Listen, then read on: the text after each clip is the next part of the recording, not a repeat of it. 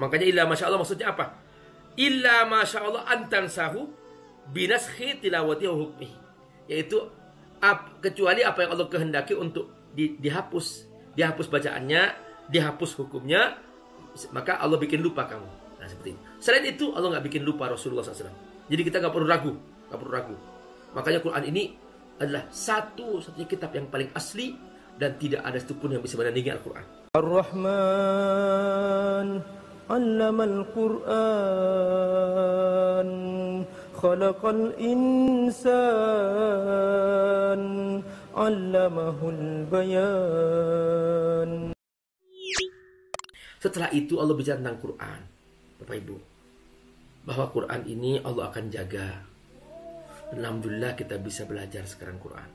Allah membuktikan bahwa Quran ini sekarang Bapak Ibu dengan munculnya HP menjadi Quran digital. Dan Masya Allah kita dimudahkan. Dulu kita membawa Quran tebal-tebal, berat gitu. Sekarang Bapak Ibu sudah ada dalam HP kita. Bisa diperbesar tulisannya. Masya Allah, itu luar biasa. Ini kata Allah, Sanuqri'uka fala tansa. Sanuqri'ukal Quran. Muhammad, aku akan membuat kau bisa baca Quran. Fala tansa ma taqra'uhu. Maka jangan kamu lupakan. Jangan kamu hilangkan lagi apa yang sudah kamu baca, yang sudah kamu hafal. Jangan kamu lupakan itu. Illa masya Allah. Kecuali yang Allah kehendaki sehingga kamu bisa lupa itu. Nah, antan sahu. Dengan apa? Binaskhin tilawatihi wa hukmihi. Yaitu dengan cara Allah menasakh sehingga nggak tercampur. Jadi kalau memang Allah berkehendak ayat itu dinasakh, maka Allah membuat Nabi menjadi lupa. Tapi yang tidak Allah nasakh, dia tidak akan pernah Nabi lupakan. Makanya Quran yang ada sekarang ini adalah Quran yang utuh. Tidak satu huruf pun hilang. Tidak satu kalimat pun hilang. Tidak satu kata pun hilang. Tidak satu ayat pun hilang. Tidak satu surah pun hilang. Kalau ada orang menuduh Quran banyak yang hilang, dia pasti salah. Karena Quran yang ada ini Quran yang utuh.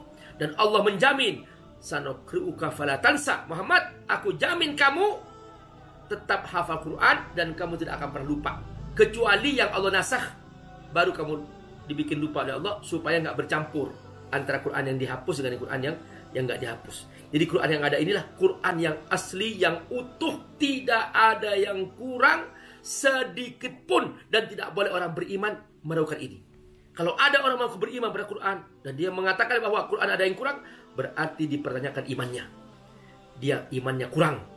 Karena Al-Quran yang ada di tangan kita ini adalah Quran yang utuh, persis sama seperti di Lauhul Mahfuz. Bapak Ibu, saya katakan ini kenapa?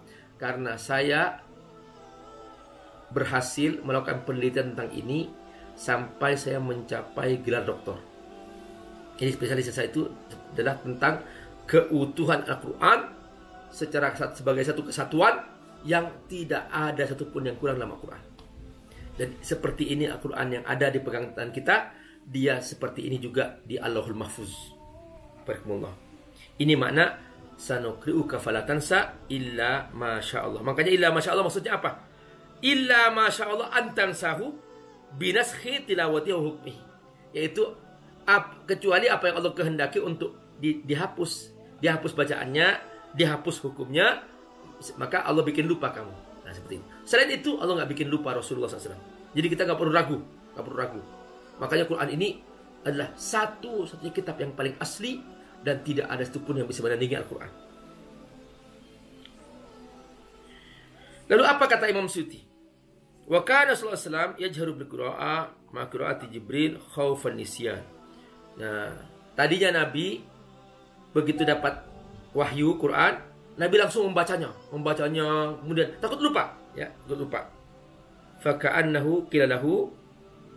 Maka di sini kita mengerti bahwa dengan perkataan Sanuqri'uka fala tansa, di sini Allah akan mengatakan apa? La ta'jal biha. Muhammad, jangan kamu tergesa-gesa mengulang-ulang apa yang kamu sudah dapatkan. La tansa fala tut'ib nafsaka bil jahr biha. Kamu enggak usah mencapekkan diri sudah. Aku sudah jamin hafalan kamu itu sudah merangkum semua Quran dan tidak ada satupun yang hilang. Di sini kemudian Allah berfirman apa? Innahu ya'lamul jahra wa ma yakhfa. Innahu ta'ala. Ini domir kembali kepada Allah. Innahu ta'ala ya'lam, mengetahui, al-jahra, apa yang nampak, minal qaul wal fi'al, berupa perkataan dan perbuatan. Wa ma yakhfa minhuma, juga Allah tahu apa yang tersembunyi. Artinya apa, Bu? Jangan coba-coba menipu Allah. Nggak usah bersembunyi dari Allah. Silahkan seorang menyembunyikan fakta, menyembunyikan semua kebusukan, menyembunyikan semua harta dari hasil korupsi, hasil menipu. Silahkan sembunyikan semua itu. Dengan cara di hari kiamat nanti ada persidangannya dan Allah pasti akan menghukumnya. Jadi Allah tahu. Allah tahu yang nampak, juga Allah tahu yang tidak nampak. Jadi bagi Allah, Bapak Ibu, tidak ada bedanya antara yang nampak dan tidak nampak. Semuanya bagi Allah nampak. Itu. Kalau makhluk, enggak. Makhluk itu hanya tahu yang nampak aja. Kalau nggak nampak, dia nggak tahu. Misalnya nih, kita nggak tahu apa yang sedang terjadi di kamar sebelah. Sekalipun berdampingan. Kita nggak tahu apa yang terjadi di rumah sebelah. Sekalipun tetanggaan. Nggak tahu. Tapi Allah enggak. Allah tahu semuanya. Yang nampak, yang nggak nampak, Allah tahu. Bahkan Bapak Ibu, coba perhatikan. Bapak Ibu punya pohon di depan rumah. Nah, Bapak Ibu, saya yakin, sekalipun bertahun-tahun hidup bersama pohon itu, saya yakin Bapak Ibu nggak tahu jumlah daun di setiap pohon di depan rumah Bapak Ibu. Dan Bapak Ibu nggak akan tahu berapa jumlah daun yang gugur setiap hari dari pohon itu. Nggak tahu. Tapi Allah, Bu, tahu jumlah daun di setiap pohon. Allah juga tahu berapa daun yang jatuh hari ini dari pohon itu. Allah tahu semuanya itu.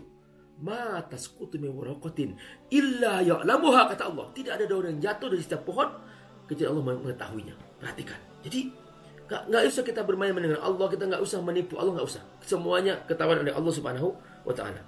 Innahu ya'lamul jahra ma yakhfa. Setelah itu Allah firman apa? Wa nuyassiruka lil yusra. Apa maksudnya apa? Lisyari'atis sahla wahyal Islam. Masya Allah, kita baru ngerti nih Bapak Ibu. Artinya apa? Muhammad, aku akan mudahkan kamu kepada sesuatu kemudahan. Jadi apa itu maksudnya? Maksudnya adalah aku akan berikan kepada kamu syariat yang mudah, yaitu Islam. Allahu Akbar Bapak Ibu. Benar Bapak Ibu. Islam itu mudah, tapi jangan digampang-gampangin, jangan dimudah-mudahin gitu. Sudah mudah kita. Coba kita ngantor aja setiap hari itu 8 jam, dari jam 8 pagi sampai jam 5 sore. Itu padahal gajinya itu hanya dia bisa 4 juta, 5 juta, 10 juta, 15 juta. Sekitar itu aja. Tapi Allah coba ngasih 24 jam nikmat. Allah nggak minta kita ngantor 24 jam, enggak. Allah hanya minta sholat 5 waktu, itu aja. Dan itu pun dipencar-pencar oleh Allah. Masa masing-masing sholat pun hanya 10 menit gitu. Masa sudah dipencar-pencar oleh Allah, sudah Allah mudahkan, masa dipersulit lagi? Artinya diabaikan lagi, nggak sholat lagi. Nah, kita mau ngapain hidup kalau hanya untuk cari makan? Kalau cari makan ngapain jadi manusia? Jadi kucing aja. Sama dengan kucing hanya cari makan aja kan, nggak mau sholat. Itu apa yang Allah. Jadi kita tuh Allah mudahkan sudah. Wa nuyassiruka lil yusra. Maksudnya apa? Nuyassiruka lisyari'atis sahla wal Islam. Aku mudahkan kamu dengan diturunkan kepadamu Muhammad syariat yang mudah, itu Islam. Allahu Akbar. Alhamdulillah kita nikmat sekali dengan syariat Islam. Allahu Akbar. Sudah Allah mudahkan, masih menghindar aja dari syariat Islam. Mau ngapain kita hidup kalau nggak ikut Allah?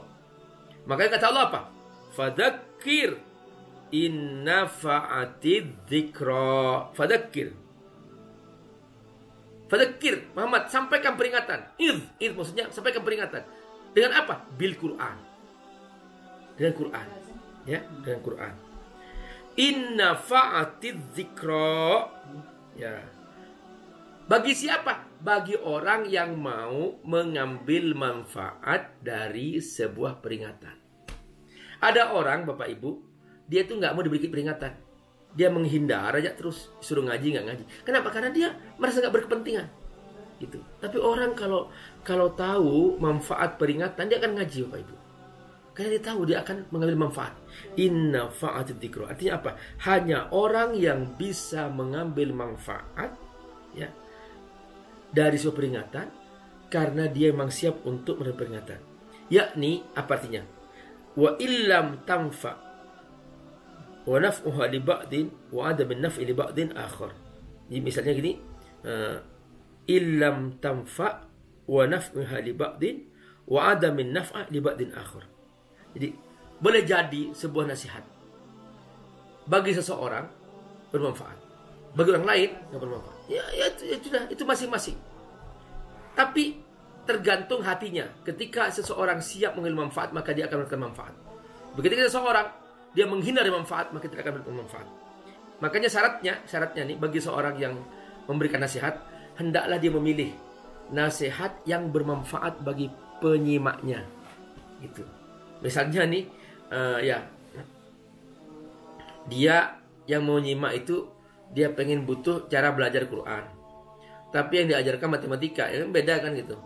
Jadi hendaklah diajarin apa yang dibutuhkan oleh orang yang mau mendengarkannya. Inna fa'atid dzikra. Nah, setelah itu apa kata Allah? Ada syaratnya supaya dapat manfaat. Syaratnya apa? Harus takut kepada Allah. Kata Allah apa? Sayadzakkaru may yakhsha. Akan dapat peringatan, akan mendapatkan manfaat dari peringatan itu orang yang takut kepada Allah. Yakhsha, yakhafullah ta'ala. Ya. Ka'aya fadzakir bil Qur'an may yakhafu wa'id. Ingatkan dengan Quran orang yang takut kepada Allah Subhanahu wa ta'ala. Itu ya. Kemudian apa kata Allah? Wa yatajannabuhal ashqa. Yatajannabuha maksudnya apa? Dia akan menghindari zikir peringatan itu. Ay az-zikr yatrukuha janiban la yatafid alaiha. Al-ashqa bermakna asyaqi ayil kafir. Jadi hanya orang yang takut yang mau menerima peringatan. Tapi orang kafir nggak mau menerima peringatan. Kata Allah apa? Sawaun alaihim a'anzartahum am lam tunzirhum la yu'minun. Sama aja. Diberi peringatan atau tidak, dia tidak akan menerima peringatan itu. Nah itu, barakallah. Jadi kata Allah sudah kasih tahu tuh. Hanya orang yang takut kepada Allah. Sayadzakkaru may yakhsha. Yang mau menerima peringatan itu hanya orang yang takut kepada Allah. Tapi orang yang tidak mau beriman kepada Allah, dia akan menjauh. Wa yatajannabuhal ashqa. Akan menghindari peringatan itu, akan menolak peringatan itu, akan menjauh dari peringatan itu. Siapa itu al-ashqa? Yaitu orang yang kafir, asyaqi, al-kafir. Kenapa mereka menjauh? Karena memang mereka sudah bersiap-siap masuk neraka. Alladzi yaslan narul kubra. Mereka memang sudah menyiapkan diri untuk masuk neraka. An-narul kubra maksudnya apa? Narul akhirah, yaitu api neraka di akhirat. Itu narul kubra. Kalau di dunia kan narus sugro, ya, api kecil dunia ini nggak ada apa-apanya dibanding dengan al-kubro. Jadi ada api, ada dua macam api, narus sugro, narul kubro. Nar yang kecil di dunia, nar yang besar di akhirat. Jadi kita katakan ai narul akhirah, was sugro narul dunia gitu. Terus bagaimana di neraka? Di neraka dia nggak mati, nggak hidup. Summa la yamutu fiha wa la yahya. Apa maksudnya? La yamut maksudnya fayastari. Dia tidak mati. Karenanya dia tidak bisa istirahat. Jadi kalau dia mati istirahat enak. Misalnya nih ikan dimasukkan ke fresto, itu kan ikannya mati. Ayam direbus di fresto, dia kan mati ikannya, ayamnya. Dia nggak merasa apa-apa. Makanya dia la yamut, dia nggak mati. Makanya neraka nggak ada istirahat. Fayastari. Wala yahya. Dan dia tidak hidup hayatan hani'ah. Tidak hidup maksudnya jangan dikatakan berarti mati. Enggak, bukan. La yahya hayatan hani'ah. Dia tidak bisa hidup dengan kehidupan yang nyaman di neraka. Enggak ada. Di neraka hidup nyaman enggak ada. Menderita semuanya. La yamut. Dia tidak mati, makanya dia enggak bisa istirahat, faistariyah. Wala yahya hayatan hani'ah, dan tidak bisa hidup di neraka. Hidup nyaman enggak ada. Itu. Nah, barakallah. Apa penyebabnya? Apa penyebabnya dia masuk neraka? Ternyata Allah sebutkan bal tu'thirunal hayatad dunya. Ya. Maaf. Afwan. Ya.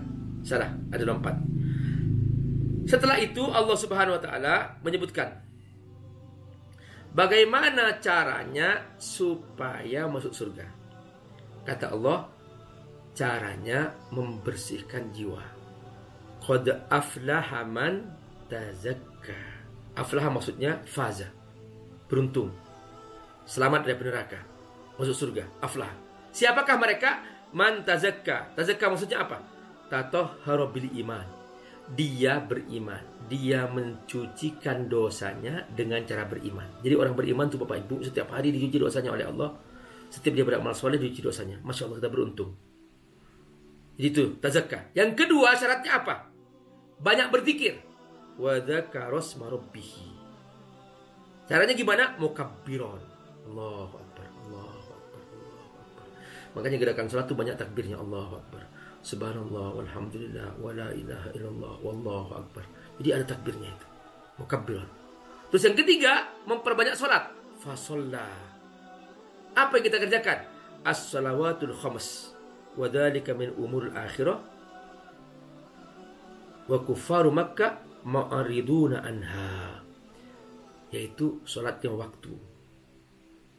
Dan ini adalah merupakan ibadah yang ditolak oleh orang kafir Mekah. Orang kafir Mekah nggak mau sholat, gitu. Maka supaya berbeda apa? Orang beriman cirinya apa? Tazakka, membersihkan jiwa. Wa dzakara asma rabbih, banyak berzikir kepada Allah, bertakbir kepada Allah. Yang ketiga apa? Fasalla, menjaga sholatnya minimal 5 waktu.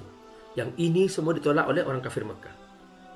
Namun Bapak Ibu rahimakumullah, banyak penyakit yang bisa menghancurkan ini semua.